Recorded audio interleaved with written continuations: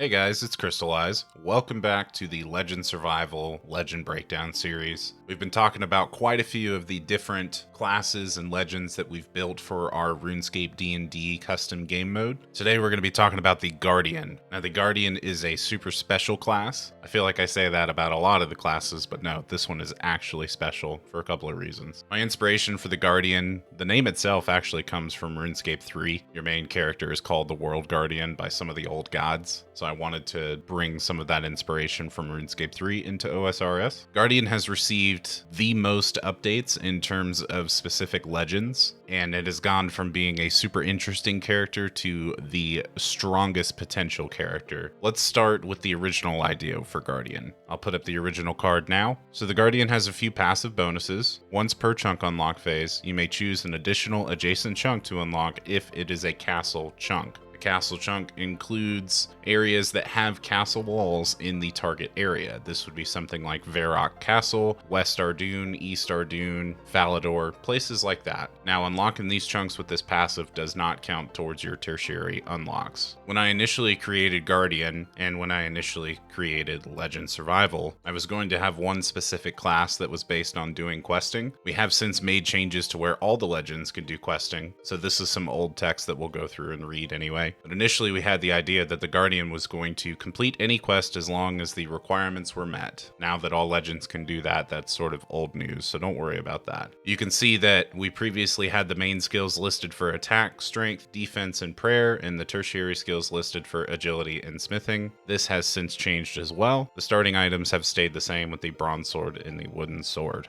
Now, the bestow token has changed a little bit. I will go over that, but the old text reads as follows: completing quests awards a bestow token. Bestow tokens, when used, allow a target legend to unlock a selected adjacent chunk, and it can be used on select party members as well. Bestow tokens do count towards target legend tertiary unlocks. Now, this has since been changed, but I wanted to at least show you guys the progress that we've made. Here is the updated Guardian card. A lot of changes have been made, so let's start from the top. For starters, the Guardian is still considered the only hero class in the game. This legend has no tertiary skills at spawn. The passive bonus has stayed the same, but we've updated some of the wording. Once per chunk unlock phase, choose an additional adjacent chunk to unlock if it's a castle chunk. Completing quest awards a bestow token, and they must be used in the chunk unlock phase. If you're unfamiliar with the chunk unlock phase or any of the rules for Legend Survival, I will leave a link for the official rule set for my RuneScape D&D custom game mode. You'll be able to watch it there. Let's go over the bestow token. Bestow token allows a target legend to unlock one adjacent chunk. This can be gifted to party members. This is where the text was updated for more clarity. Tasks in this chunk are auto-completed and count towards tertiary unlocks. It's a super powerful token, and it makes the Guardian one of the biggest classes in Legend Survival, because you're essentially able to use this bestow token to skip over chunks that are too difficult for certain legends, which will be different for any member of the team, so they're always going to have a use. And it also counts towards a tertiary unlock for either the Guardian or for another member of the Legends roster. Some examples would be, let's say you have a scout on your team. The scout runs into a chunk that has a whole bunch of tasks that can't be completed. Let's say like they want to unlock Edgeville, or they want to unlock Corinne Castle. If they haven't already unlocked it themselves and the Guardian has a bestow token available, they can gift that bestow token to the scout or any other legend on their team. That legend has the free will to complete a single adjacent chunk. The keyword is complete, so that means all of those tasks are auto-completed. Now, does this seem powerful? Absolutely. It is incredibly powerful. One of the things about RuneScape, though, is that it is a massive map, and there's quite a bit of repeat tasks. So it's important to note that although if you choose a chunk that has a list of tasks that's only completed for that chunk, it's not completed globally. So you may still end up with a task later down the road that you have to complete. For instance, if you complete a chunk that has kill a skeleton, if you complete this chunk with the bestow token and you run down to another chunk and unlock it and it has kill a skeleton, you will still need to kill the skeleton in that new chunk unless you use a bestow token again to clear it. I hope that makes sense. Feel free to ask any questions in the comments. Now, this is the massive change to Guardian, and this is now the cornerstone of the Guardian gameplay. Let's go over this. The Guardian has a new passive ability called Hero's Focus. On spawn, you will randomly select a quest series. The Guardian gains all the required skills to complete that quest series as tertiary skills. Tertiary skills for this legend are awarded for every 5 completed chunks. Completing a quest series awards 1 bestow token to all members of your party. Now you'll see listed under Heroes Focus that we have Group 1 and Group 2. I'll go over those in just a second. You'll see that the Guardian only has main skills: attack, strength, defense, and prayer. While the Guardian does not spawn with tertiary skills, you do gain tertiary skills based off of whichever quest series you roll for your Heroes Focus, which will be done at spawn, regardless of what chunk you roll. Let's go over to page 2. This is going to fully outline Heroes Focus and both of the groups available. Now you'll see here, Heroes Focus, on spawn, randomly select a quest series from Group 1. The Guardian gains all the required skills to complete that quest series as tertiary skills. When all Group 1 quests are completed, you will randomly select one option in Group 2. You can refer to the quest series page on the OSRS wiki if you have any questions about what skills or what quests are involved with each group. But Group 1, each quest series has a 25% chance to be rolled. The options for Group 1 include the Dorgeshan questline, the Caridian, the Fairy Tale questline, and the Elemental Workshop questline. When you're reviewing these quest series, make note of every quest that is involved in this quest series. That includes subquests that aren't directly involved, but count as requirements to complete the quests. You gained those skill requirements as tertiary skills. In this example, we're going to roll a quest series. Now here we have our wheel with the 4 options available in Group 1. We are going to roll to select and see which quest series we obtain on the Guardian. In this example roll, we received the Dorgeshan questline. If you look under the RuneScape wiki, the Dorgeshan questline includes the Lost Tribe, Death to the Dorgeshan, Another Slice of Ham, and Land of the Goblins. The Lost Tribe is going to allow you to complete Rune Mysteries, Goblin Diplomacy. You immediately attain Agility, Thieving, and Mining as tertiary skills. Death to the Dorgeshan also requires Thieving and Agility. Another Slice of Ham requires Attack and Prayer, and also the completion of Giant Dwarf and Dig Site. Giant Dwarf would give you Crafting and Fire Making, and Dig Site would give you Herb Lore, since you've already received Agility and Thieving from the Lost Tribe. So because we rolled the Dorgeshan quest series, the Guardian's tertiary skills become Agility, Herb Lore, Thieving, Crafting, Fire Making, and Mining. This was a really good quest line to roll in this example. Now obviously these other quest lines are not as powerful as the Dorgeshan. However, again, looking at those subset quests, you gain access to those non-combat skills as tertiaries. If you look back at like the Giant Dwarf, you do need access to Magic, and Another Slice of Ham requires access to Attack and Prayer. Unfortunately, the Guardian does not award combat skills with Heroes Focus, just the non-combat skills. So you will still have to achieve total level 500, 1000, and 1500. The good thing though is the Guardian does start with Attack, Strength, Defense, and Prayer, so you won't have to unlock any additional skills in order to complete those quest lines, but for access to Magic and access to range, you will need to achieve 500 total level and 1000 total level to select them. Now let's go back to that important text on page 2. You'll notice that Heroes Focus again only allows you to randomly select a single quest series from Group 1. The first quest series that you select is the only quest series that awards tertiary skills for the Guardian. Although you can complete the other quest series, you do not gain the skills as tertiaries in the other 3 quest series. However, take note of the bottom text here. Quest series not included in Heroes Focus award 1 bestow token when completed to all party members. So there is incentive for completing a full quest series. Once you manage to complete all 4 of these quest series, the Dorgeshan, Caridian, Fairy Tale, and Elemental Workshop, the Guardian is able to roll Heroes Focus once more. But this time you were rolling from Group 2, which is massive because Group 2 includes several really good quest series. For instance, the Elven quest line includes access to Song of the Elves. The Dragonkin includes access to Dragonslayer and Dragonslayer 2. The Fremennik group includes access to Fremennik Exiles, Fremennik Isles, Fremennik Trials. The Gnome questline includes access to Monkey Madness. Koren includes access to Kingdom Divided, so on and so forth. When you roll for Group 2, you gain any additional skills that you need to complete that questline as tertiary skills. Now you'll notice here that the weighting is different in Group 2 as it is to Group 1. There are 8